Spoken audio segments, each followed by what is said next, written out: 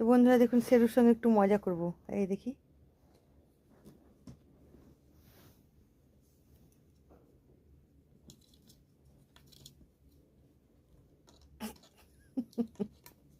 পেটের মধ্যে লাঠি ঢাকাতে দেবে না।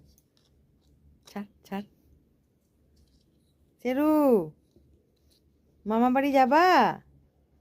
দিদি কোথায়? দিদি ওরে বাবা রে, শেরু লেজ নিয়ে এখন লেজের যত্ন। এই এই এই মরেছে। শেরু যাবি মামা বাড়ি? ওরে বাবা রে আমার শেরু। তো বন্ধুরা দেখুন শেরুর এই 1 বছর হলো বয়স। গত বছর এরকম সময় শেরু একদম পুচকি।